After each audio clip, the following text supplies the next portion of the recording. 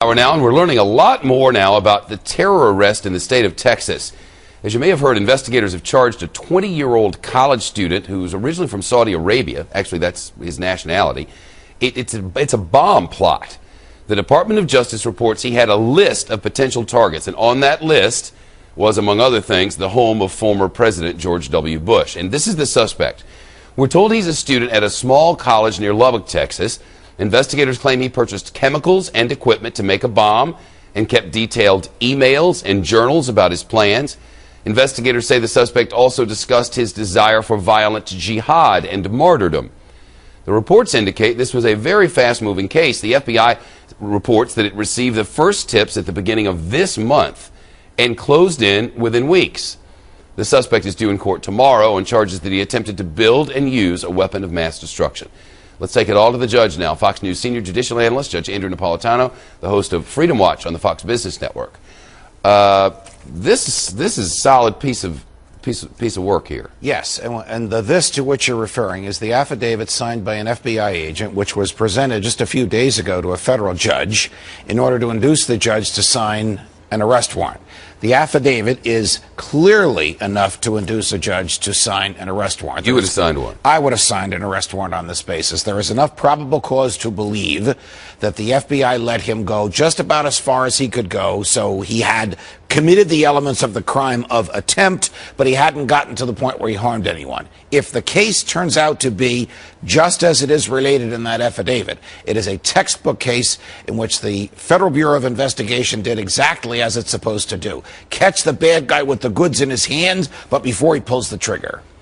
But not because we're cynics or skeptics, but because we use history as a guide, we know that sometimes these pieces of paper are not all that there is. Help me understand what do you mean by that? Okay, there are 6 instances in there in which the FBI agent who signed the affidavit said, pursuant to legally obtained authority, we did the following. We listened to phone calls. We monitored emails. We broke into his apartment 3 times. So if the pursuant to legally obtained authority was a search warrant from a judge, then they're authorized to do that.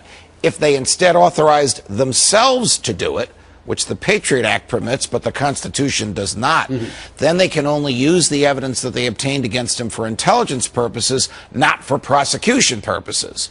So we don't know that. We may never know it because he will probably plead guilty. He's exposed to life in prison. He's only 20. He's only 20 years old. The federal prosecutors will go to his public defender and say, guess what? If he pleads guilty to this, if we don't have to go through a trial, he can start his life all over again at age 40. After serving 20 years in jail, he'll probably do that. So we may never go beneath that affidavit. If, on the other hand, he pleads not guilty and is tried, then we'll find out everything that the FBI did and how they got the evidence against him and whether that was consistent with federal law and the Constitution. All of that stuff aside, just for the moment, it looks like he wanted to blow up the former president. It does. It does. It looks like he wanted to kill President Bush. It looks like he wanted to kill the king of Saudi Arabia. And it looked like he wanted to set something off not far from here in the middle of New York City. And all of this started, again, according to the affidavit, when the people from whom he was buying the various chemicals to make the bomb got suspicious about him. And made the call. And made the call to the FBI. This could very well be a classic textbook case of what the government is supposed to do to protect us without violating the Constitution. It's interesting that he was keeping a log and writing diary entries and sending out emails and all kinds of stuff about his plans to go on a terrorist spree. I guarantee you that these FBI agents, for the first time and the only time in their lives, when they got into his apartment, saw a manuscript of everything he was planning to do. Yeah. Bad guys don't usually do that. They don't write things down and make it easy for prosecutors. I guess this guy did. Dumb bad guys do. Yes. Judge, great to see you. Thank you, Shep. Tomorrow's Friday. Yes, it is. Yes, it Short week. Catch the judge tonight and every weeknight on Freedom Watch on the Fox Business Network, 8 o'clock Eastern Time, 7 o'clock downtown. If you don't get it, demand it.